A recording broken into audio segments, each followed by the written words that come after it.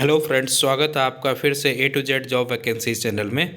आज मैं आपके लिए लेके आया हूँ एक गवर्नमेंट जॉब के अपडेट जो है उत्तराखंड अधीनस्थ सेवा चयन आयोग की, यानी यूके ट्रिपल एस सी की। तो यूके ट्रिपल एस सी ने क्या किया है कि एक नया विज्ञापन जारी किया है, न्यू एडवर्टाइजमेंट जारी किया है। इस एडवर्टाइजमेंट की जो स्टार्टिंग डेट है, वो पब्लिश होने की जो डेट है वो है 16 जनवरी, और जो ऑनलाइन एप्लीकेशन स्टार्ट हो रहे हैं वो 18 जनवरी से, और ख़त्म होंगे आपके पास 7 फरवरी तक। यानी आप 18 जनवरी से 7 फरवरी तक यहाँ अप्लाई कर सकते हैं। अब ये जो वैकेंसीज आपके पास आई है, इसके लिए करेक्शन विंडो जो रहेगा एप्लीकेशन फॉर्म का, वो 9 फरवरी से 11 फरवरी रहेगा। और जो आपकी एग्ज़ाम की डेट है वो आपको 25 फरवरी 2024 दे रखी है। अभी अभी आयोग ने कुछ दिन पहले जो है वो पशु अधिकारी की पोस्ट निकाली हुई है, जस्ट उसके बाद ये पोस्ट निकाल दी है। तो आप थोड़ा अवेयर रहिए। उत्तराखंड चयन अधीनस्थ चयन आयोग जो है वो जल्दी जल्दी वैकेंसीज निकाल रहा है अब। तो यहाँ पे जो वैकेंसी आई है वो उत्तराखंड लोक निर्माण विभाग के अंतर्गत अमीन के पोस्ट की है। 88 पद है आपके पास, 88 रिक्त पद, इनके लिए आपके पास एप्लीकेशन मांगा गया है। ऑनलाइन एप्लीकेशन होगा आपका www.triplesc.uk.gov.in पे। यहाँ पे आप अप्लाई कर सकते हैं। 7 फरवरी तक अप्लाई करने की लास्ट डेट है। आपको जो आपका एडमिट कार्ड होगा उसकी इन्फॉर्मेशन ईमेल या मोबाइल नंबर के थ्रू मिल जाएगी।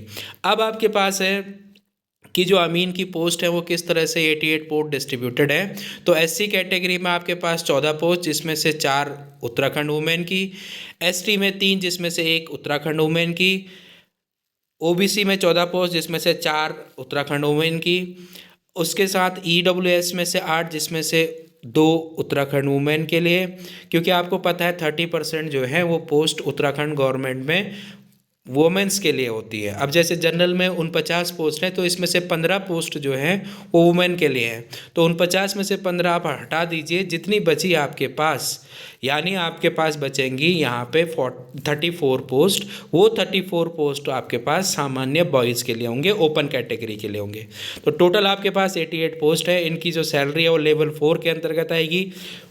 25,500 बेसिक पे होगा। इस पे आपका 46% अभी गवर्नमेंट ने डिक्लेयर किया है डीए, तो 46% डीए मिलेगा। फिर आपके पास अदर फैसिलिटी होंगी, हेल्थ होगा, और साथ में आपको एनपीएस का अमाउंट मिलेगा। तो एक अच्छी खासी सैलरी अमाउंट बन जाएगा। एज क्राइटेरिया 18 से 42 है। अब बात आती है क्वालिफिकेशन की, जो मेन चीज़ है कि कौन से कौन लोग इसको अप्लाई कर सकते हैं। तो इसमें ध्यान रखिएगा कि इनकी जो क्वालिफिकेशन है वो इंटरमीडिएट है। आपका हाई स्कूल एंड इंटरमीडिएट होना चाहिए, यानी आपका जो है क्लास 10th और 12th होना चाहिए। और साथ में जो है इसके साथ साथ आईटीआई, जिसको औद्योगिक प्रशिक्षण डिप्लोमा कहते हैं, आईटीआई आपके पास होना चाहिए, सर्वेक्षण ऑब्लिक मानचित्रकार सिविल ट्रेड से।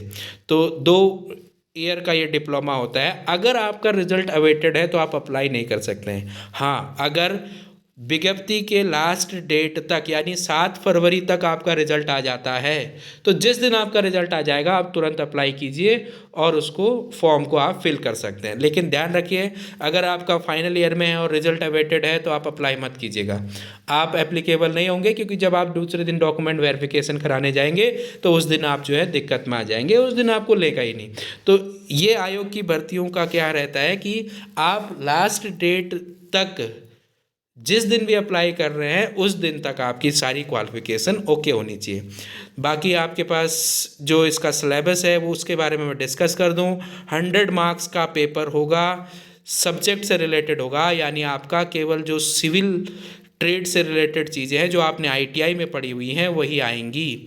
और एग्ज़ाम फीस की बात करते हैं तो इसके लिए 300 जो है जनरल ओबीसी कैटेगरी के लिए है, 150 150 रुपीज़ एससी कैटेगरी, एसटी और ईडब्ल्यूएस के लिए है, 150 ही आपके पास दिव्यांग के लिए है, फिजिकल हैंडीकैप जिसे कहते थे पहले, अब उसके लिए एक वर्ड यूज हो रहा है दिव्यांग, और ऑर्फन अन्य अनाथ कैंडिडेट के लिए फ्री है। अब देखिए, आपका जो सिलेबस होगा इस एग्ज़ाम के लिए वो आपके पास है, पूरा का पूरा जो सिलेबस है वो आपको दे रखा है। Syllabus for the post of the amin: introduction to engineering drawing, drawing sheets layout, safety precaution, lettering and numbering using drawing instruments, knowledge of different type of skills, determinant of RF.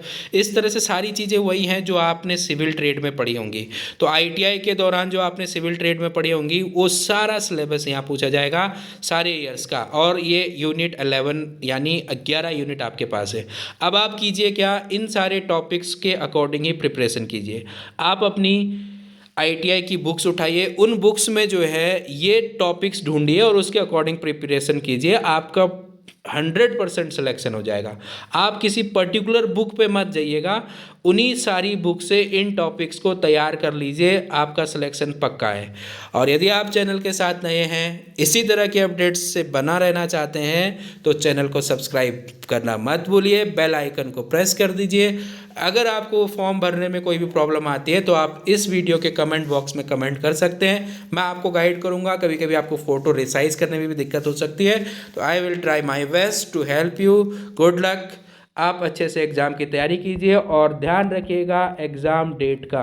UK SSSC बहुत जल्दी exam करा रही है, super fast train की तरह चलने लग गई है। तो अब आप एग्ज़ाम की तैयारी इसी डेट के अकॉर्डिंग कीजिए, 25 फरवरी 2024। इसको टारगेट बना के एग्ज़ाम की तैयारी कीजिए। गवर्नमेंट जॉब में कंपटीशन टफ होता है, इसलिए अपनी प्रिपरेशन को स्ट्रॉन्ग रखिए और इसमें से ये सोच के चलिए कि एक पोस्ट आपकी है, तो अब आपको जो है इस एक पोस्ट के लिए लड़ाई करनी है, ना कि 88 पोस्ट के लिए। थैंक्स चैनल के साथ बने रहने के लिए।